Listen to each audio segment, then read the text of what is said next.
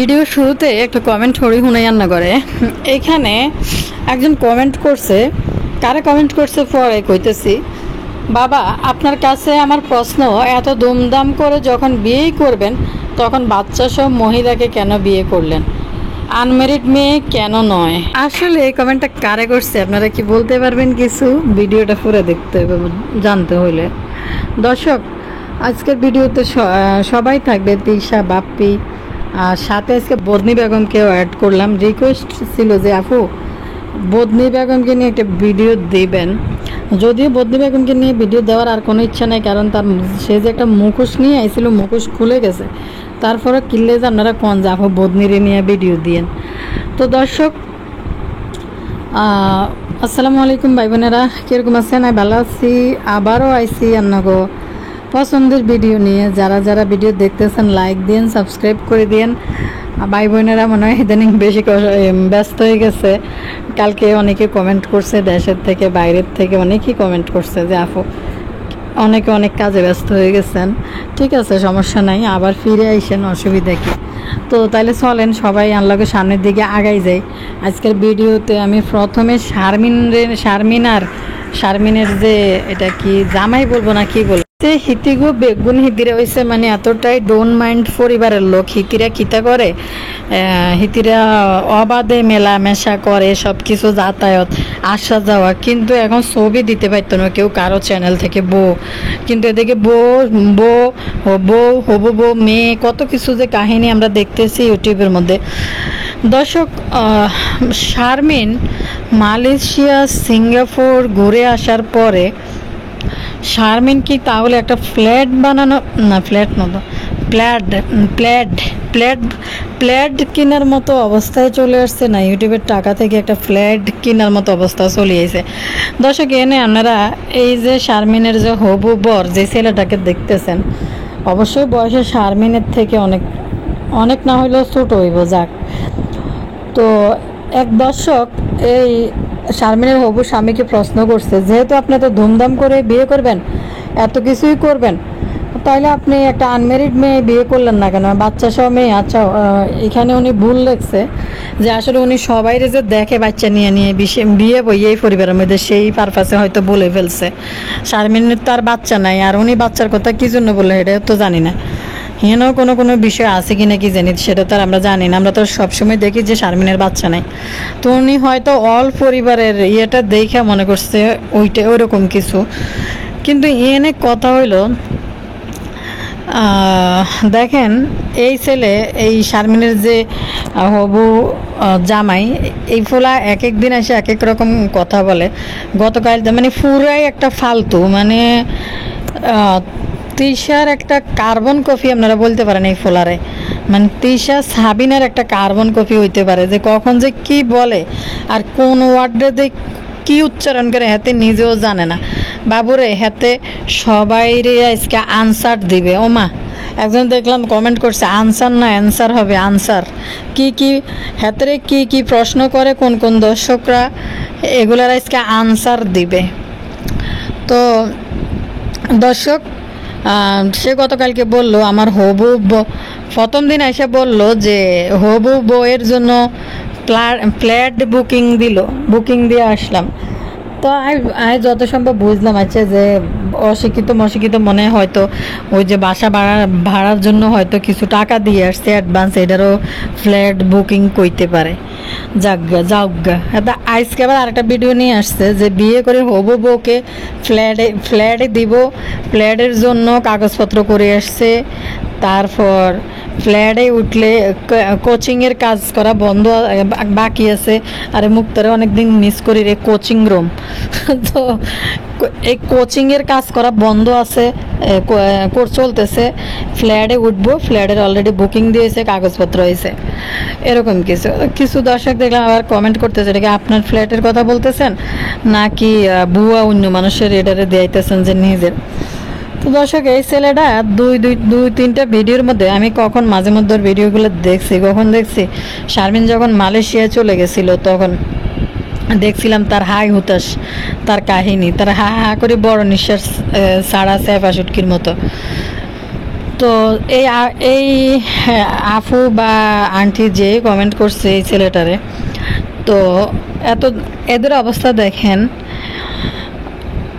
এই লোক যদি একটা মেয়েকে বিয়ে করে, হ্যাঁ, তাদের দায়িত্ব কি ছিল?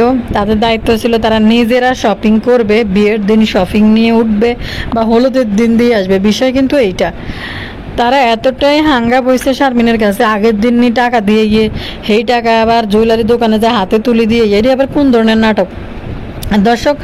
তো এই ছেলেরা যে বাসাটার ভিতরে থাকে, এই যে খুবই এটার ভিতরে এনে থাকে, সে দাবি করছে এটাও নাকি তাদের নিজের বাড়ি। আর আজকে আর একটা ডালা খুলতে আসছে। যদি নিজের বাড়ি হয় আবার নতুন ফ্ল্যাট বুকিং দেয়, তাহলে তো শারমিন অনেক জিতে গেছে। যে ছেলে একটা ফ্ল্যাট কেনার মতো ক্ষমতা থাকে, যার এখানে গল্লি সিপার ভিতরে যদি ঢাকা শহরে একটুখানি জায়গাও থাকে, 1.5 কাঠা হোক 2 কাঠা হোক, যতটুকু হোক, তো তারপরে তো সে বলা চলে রাজা। হ্যাঁ, যার অতটুকু থাকে তাও বলা চলে সে তো রাজা। তাইলে এই শারমিন তো একটা 2 বর্গের মেয়ে হয়ে সে তো তিশা, সাবিনা, মিম সবারই পিস করে দিয়েছে, সব জিতে গেছে। তো দর্শক, আপনাকেও ধারণা কি দেয় কমেন্ট সেকশনে অবশ্যই কেন। বিশেষ কথা হলো এই ছেলের কথার ভিতরে অনেক প্রচুর পরিমাণ ভক্কর চক্কর কথাবার্তা আছে। আজকে কিন্তু আইসে বই বড় ভাইয়ের বদনাম করতে চলিয়েছে।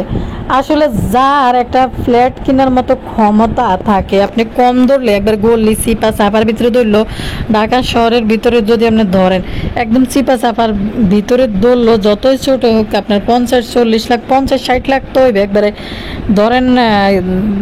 নর্দমার ভিতরে যদি হয় ঢাকা শহরে 30-40 লাখ টাকা তো যত ছোটই হোক হবে। তো বলেন তো, যার এই 30-40 লাখ টাকা অ্যাবিলিটি আছে, সে যায় শারমিনদের হাতে কিছু টাকা উঠাই দিয়ে আসছে গয়না কেনার জন্য। আর মানে পুরাই মনে টালমাটাল, মানে কথাবার্তা পুরাই টালমাটাল। তার বড় ভাই কেন আসে নাই? তার বড় ভাই আলাদা থাকে, সে না আসলে কি করবে? সে তার বাবা মারে ফেলবে না।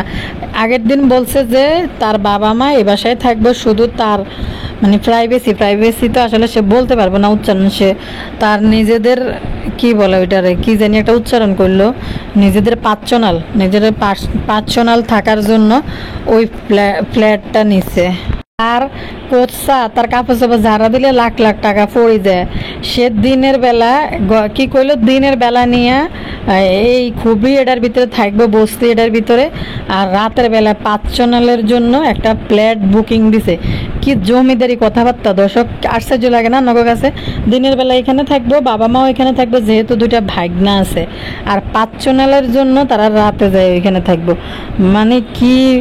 মানে কি কইতাম, এসব কথার কোনো আগা মাথা কোনো কিছু আছে দর্শক? এরকম তো আসলে এই শারমিনরা কিন্তু ভাইরাল হওয়ার নেশে অনেক কিছুই কিন্তু করতে পারে।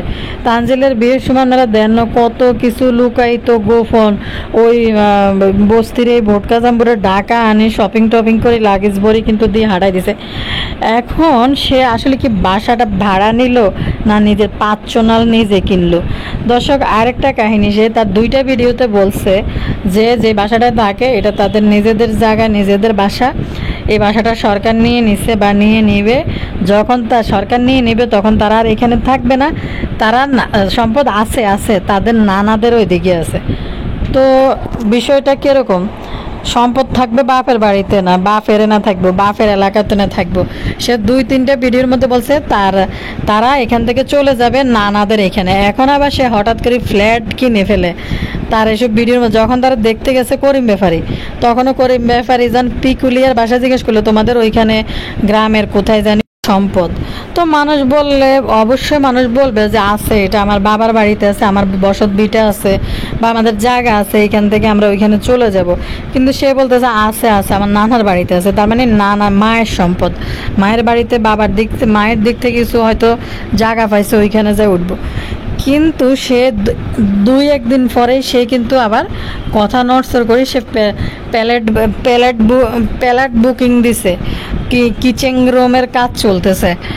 যারা মানে কি কইতাম, এত মানুষ মিল্লা এক রুমে খায়, এনে হতে মা বাপ আর এক রুমে বাইকনে হ্যাঁ 3-4 জন মিলে ঘুমায়। তো এই পরিবেশের ভিতরে থাকে, যার যে একটা প্যালেট বুকিং দেওয়ার মতো অবস্থা রাখে, তারা কোনোদিন এই পরিবেশে। আর এই ছেলে, এই যেটা নাম কি বিল্লালের লগে কোনায় এই যে আরও কয়েকটি কতগুলো বন্ধু একটা চা দোকান দেয় মনে হয়, আর কতগুলো আছে মনে হয় কোনো টায়ার টুয়ার জুতা মাতা। ও পুরান ঢাকার ওইদিকে দেখবেন বাড়ি বাড়ি খুবড়ির নিচে পলিথিন কারখানা, তারপরে জুতার কারখানা, এরকম বিভিন্ন আমরা আসলে টিভি চ্যানেলগুলো যেগুলো আছে সেগুলোর মধ্যে মাঝে মাঝে দেখে। আবার এগুলোর কারণে মাঝে মাঝে ওইখানে অগ্নি কাণ্ড ঘটে, আপনারা তো জানেনই, দেখেনি তো। ওই রকম ছোটোখাটো কোনো কারখানার ভিতরে এরা এই ছেলেগুলা কাজ করে, এই জন্য এগুলো হচ্ছে বিল্লালের বন্ধু টন্ধু। তো এই ছেলে আজকে বিশাল বড় প্যালাট বুকিং দিচ্ছে শারমিন রেনি থাকার জন্য। তো এখন কথা হলো, এত প্যালাট বুকিং দেওয়ার মালিক সে তো একটা বাড়ি এলির মাইয়া বিয়ে করতো, এক বইরে একটা মাইয়া বিয়ে করতো, ফ্রেশ একটা জিনিস তার ঘরে, যার জন্য প্যালেট কিনার অ্যাবিলিটি, কারো যদি প্যালেট কিনার অ্যাবিলিটি থাকে সে কিনলে বাসি জিনিস খাইতে যাবো কোন দর্শক। সামনে যদি আমার তাজা তরকারি থাকে, আমি যদি তাজা তরকারি দিয়ে আমি ভাত খাইতে পারবো, তো তাজাটা হালায় আমি আগের দিনের 2-10 দিনের বাসি ফসা 2-10 বছরের বাসি ফসা জিনিসটা কি কেউ খাইবো কোন দর্শক? তো এই প্রশ্নটাই ওই ছেলেরা বলছে যে এত জাঁকজমকভাবে আপনি অনুষ্ঠান করবেন, বলতেছেন প্যালেট কিনে ফেলছেন অলরেডি হবু বউকে তোলার জন্য, তাইলে বাচ্চা সহ ওই মহিলা কেন? আপনি তো একটা আনমেরিড একটা মেয়ে পাইতেন, যদিও শারমিনের বাচ্চা নাই, উনি হয়তো পুরো পরিবারের কাহিনী দেখে মনে করছে শারমিনেরও মনে হয় বাচ্চা আছে। ভাবা যায় চ্যানেলের মালিকের কিন্তু পয়সাওয়ালা, তাকে কেউ বস্তির ছেলে বলবেন না। একে একে সবার আনসার কিন্তু আপনাদেরকে চ্যানেলের মালিক কিন্তু দিয়েছে। চ্যানেলের মালিক সবসময় ভিডিওতে একটা প্যান্ট পরেই কিন্তু আসে, আবার চ্যানেলের মালিক বড় হওয়ার জন্য কিন্তু জিমও করা শুরু করেছে। মনে হইতাছে দুনিয়াটা মনে একটা রঙ্গমঞ্চ, এদেরকে দেখলে মনে হয় দুনিয়াটা একটা রঙ্গমঞ্চ, আর ইউটিউবটা হয়েছে এটার হেডকোয়ার্টার, মানে তিশা পরিবার হয়েছে এটার হেডকোয়ার্টার। ইউটিউব হয়েছে রঙ্গমঞ্চ আর তিশা পরিবার হয়েছে এটার হেডকোয়ার্টার। এদের রঙ্গমঞ্চ দেখলে এই ছেলের কথাবার্তা হইলে হয় সাবিনা প্রো ম্যাক্স আনালে তিশা প্রো ম্যাক্স। এখানে আরেকজন কিন্তু এই ছেলেরা কমেন্ট করছে, বউ তো পুরাতন আপনার জন্য নতুন। মানে কি বুঝাইতেছে, শারমিন তো দুবর্গীয় মহিলা, শারমিনের জন্য হয়তো আল্লাহ পাক এটাই রাখছে বিয়ে। এখন এই ছেলে যে কিতা কইতা নুরা পাগলার মতো আবল তাবল বকে, এটা না বেশি হাস্যকর। আরেকটা নুরা পাগলার মতো আছে শারমিনের বড় ভাই, যাকে এটার কিছু কইতে চাই না, কারণ এটা অশিক্ষা বিশিক্ষা, এটার কাহিলা 3 ব্যাগ না 4 ব্যাগ রক্ত বইছে শরীরে। যাক হাতের লাই দোয়া করি, হাতের আল্লাহ সুস্থ করে দেখ। গিয়ে কইতাম আর অসুখ বিশিক্ষা মানুষের নিয়ে কথা না বলাই ভালো। হাতের মানুষ কমেন্ট করে যে জ্ঞান নাকি দাঁতেরই মাজেন না, দাঁতেরই হলো ধরেছে গা। আরে ভাই তো এত অসুখ, পুরো শরীরে অসুখ, এত কি আর দাঁত মাজবো? আর আসলে হলুদ ধরেছে দাঁতেরই দেয়, দাঁতেরই মাজান না, আসলে অসুস্থ বেটা। চোখটিও কিন্তু হলুদ মনে হয়, যে অসুস্থ তো মনে হয় এই কারণে দাঁতও মাজতে পারে না, শরীরের শক্তি নেই। এবার আপনারা আইডিয়া করবেন, এটা মানে বলবেন, আমার কমেন্টে লিখবেন যে আসলে এই ছেলের কি প্যালেট কেনার মতো ক্ষমতা আছে, নাকি শারমিন মালয়েশিয়া সিঙ্গাপুরের টিপ মাইরা প্যালেট কিনে ছেলের নাম দিয়ে চালাইব যে ছেলে কিনছে। ফোলার মা কিন্তু টনটন্যা শিয়ানা দেখেন, কিন্তু এই যে সামান্য কিছু টাকা জুয়েলারি, আমার মনে হয় না এই ফোলাও জুয়েলারি কেনার জন্য টাকা দিছে।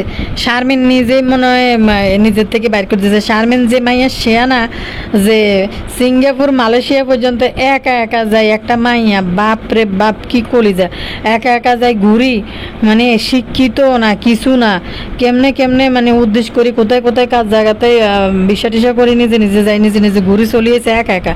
কলিজা আছে এদের, কলিজা আছে। আমি জানি না যে আসলে যে কি বলবো, মানুষের ইউরোপের দেশে থাকলেও হেরাও বাংলাদেশে আইতে হাজব্যান্ড ওয়াইফ বউ বাচ্চা সবাই মিলে আছে, তারাও একা আসলে অনেক হয়তো কোনো পারপাসে আসতে পারে, ইমার্জেন্সি কোনো কারণে, তারাও কিন্তু চিন্তা ভাবনা করে যে অনেকে ব্লগ দেখি যে প্রথমবার জীবনে একা আসলাম হাজব্যান্ড ছাড়া বা কিছু। শারমিনের অবস্থা দেন, একা একা সিঙ্গাপুর মালয়েশিয়া ঘুরে চলিয়েছে, তারপরে আসার পরে একটু চুপচাপ হয়েছে, অন্ত আবার নতুন করে আবার ইয়া শুরু করছে, হিজাব শুরু করছে। মিমের অবস্থা দেন, ঘরে থাকলে মাথার ভিতরে কাপড় দিয়ে, বাড়িতে যাই মাটি চুলে আনতেছে মাথায় কাপড়, কিন্তু রাস্তায় যখন নামে মিমের বুকেও না থাকে না মাথায় কাপড়। কি ধরনের পর্দা রে এগুলা, এটাই তো বুঝি না যে কি পর্দা। আর একটা হচ্ছে বদনি, বদনির কথা পরে দিয়ে কইতেছে ভিডিওর মধ্যে। মালিকের যদি একটা প্যালেট কিনে ফেলতে পারে তাইলে তো শারমিন তো জিতছে, শারমিন জিতে গেছে, কারণ প্যালেট সেলের প্যালেট আছে, তারপরে প্যালেট আছে, কোচিং আছে, কোচিং ছেলে প্যালেট আছে, কোচিং আছে, তো সেই হিসাবে তো তিশা সাবিনা মেম সবাইরে ফিস করে দিছে শারমিন। শারমিন তো প্যালেট ঢাকা শহরে প্যালেট কিনে ফেলছে। মিম যা একটা প্যালেটের কাছে বিয়ে বইছিল সানির কাছে, এই প্যালেট মিমের কোফাল থেকে চলে গেছে, তো সেই হিসাবে তো শারমিন তো জিতে গেছে অনেক, একবার গিয়ে ফোলা, এরপরে আবার প্যালেট আছে। বাকিটা মন্তব্য আপনারা কমেন্ট সেকশনে করবেন।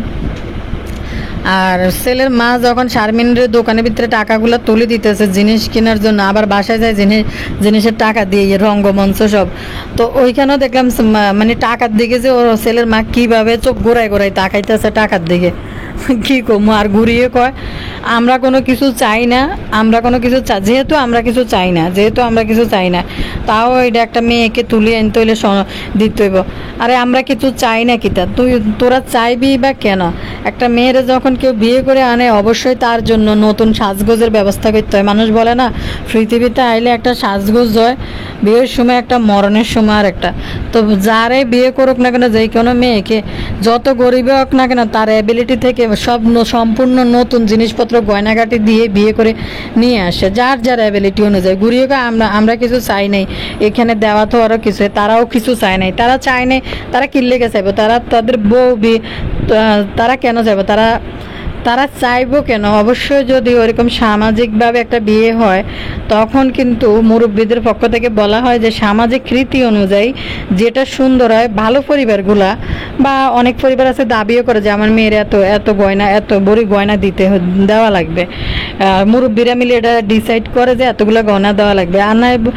আর নাহলে কোনো কোনো পরিবারে বলে যে সামাজিক রীতি অনুযায়ী যেটা দিলে আপনাদের মান সম্মান বাঁচবে এবং আমাদেরও যেন মুখ না ছোট হয়, অতটুকু গয়না আপনারা দিয়ে নিয়ে যাবেন আপনাদের বউরে।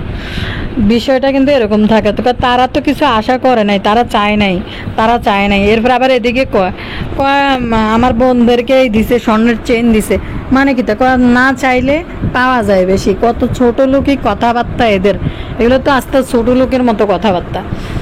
তো দর্শক, এই প্যালেট বুকিং আসলে কতটা কি আমি এটা মিলাইতে পারতেছি না। এই ফোলা নুরা পাগলার মতো এক একদিন এক এক কথা কইতেছে। দর্শক এবার আন্ডা নেই, শারমিনের ব্যাপারে এনে শেষ করি, তিশারে নিয়ে কথা কই। ফাতেহা ইচ্ছা করে তিশা যে এই ধরনের আলামতগুলা করে, ফাতেহা ইচ্ছা করে তিশারে কিছু কয় না, থামায়ও না, শিখায়ও দেয় না, কারণ ফাতেহা জানে তিশারে নিয়ে সুন্দর করে বেঁচে কিনি খাওয়ার জন্য, ব্যবসা করার জন্যই কিন্তু ফাতেহা তিশারে নিয়ে গেছে। যতটা লাফানি তিশার বাংলাদেশে ছিল না। আরেকটা জিনিস, বাপ্পি কি দেব ভিডিওতে, বাপ্পির কোনো কিছু নাই, পাইতেছে না টোকায়। আজকে মা বোন মানে বিশিষ্ট বউ ব্যবসায়ী বাপ্পি আইসে, যে আজকে মা বোন ভাই বোন সবাইরে কিন্তু বসাই দিছে, সামনে বসে। লুলু বলে যে প্রথম আইসের খারাপ লাগছে, পরে খারাপ লাগে না, দুইটা ফোন দিয়ে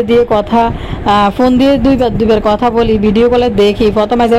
তাইলে লুলু এত নাটকবাজি করছেন কি 1 বছর ধরে?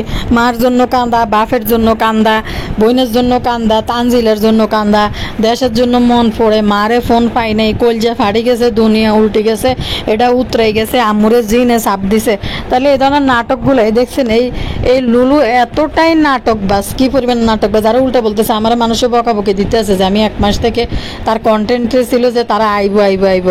তো লুলু যে কি পরিমাণ নাটকবাজ, লুলু কিন্তু পুরা বছর, এই বছরটা পুরোই কিন্তু সে প্রথম থেকে শুরু করছে টার্গেট করছে যে 4,000 5,000 ভিউ হইতো, বেশি ভিউ হইতো না।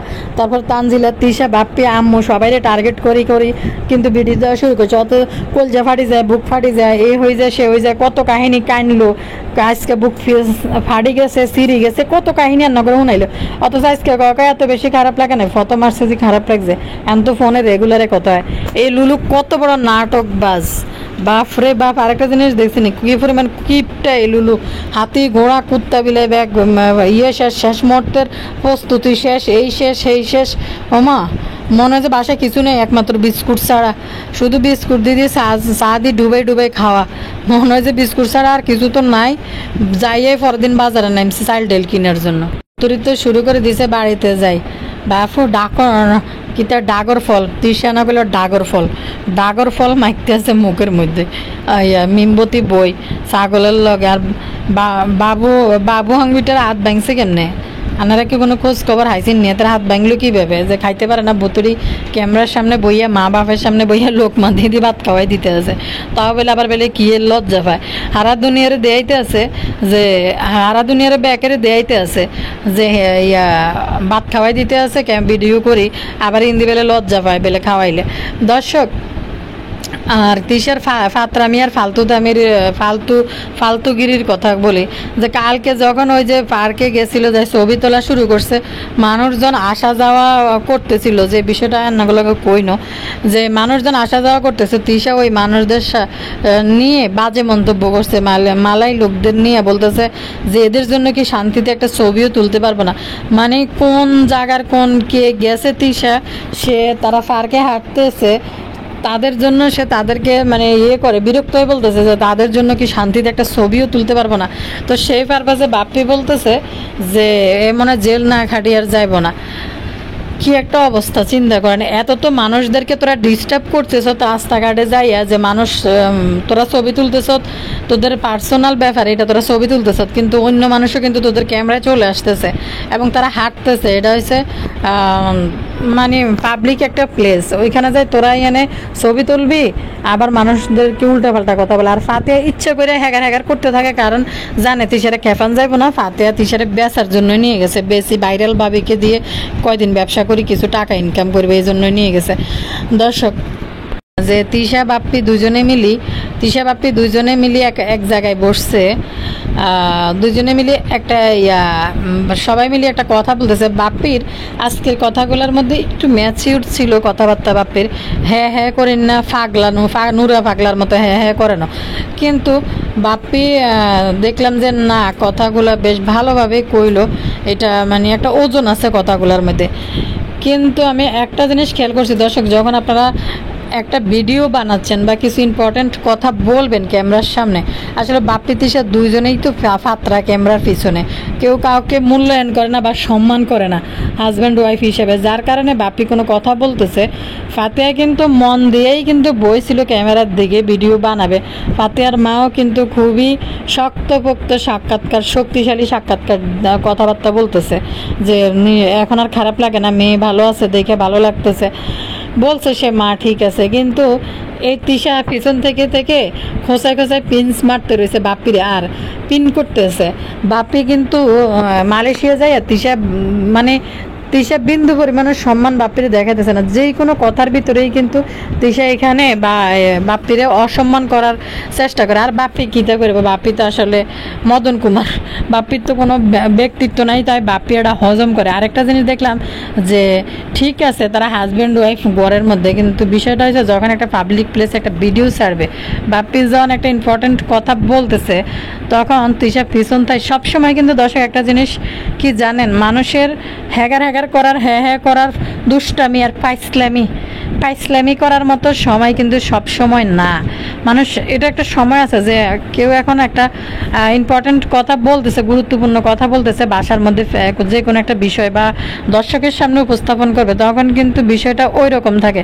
তো তিশা এমনই বুড়ি একটা বেড়ি, 50-এর কাছাকাছি বয়স হয়ে তৃষা 16 বছরের কিশোরী মাইয়ার মতো শুরু করে যে যেহেতু বাপ্পি এখানে কথা কইতেছে, ফাতেহা কথা কইতেছে, তৃষা বাপ্পির ফিসে থেকে থেকে পিন মারে আর মুখটা লুকোই লুকোই এখানে ব্যাট খাইতে থাকে।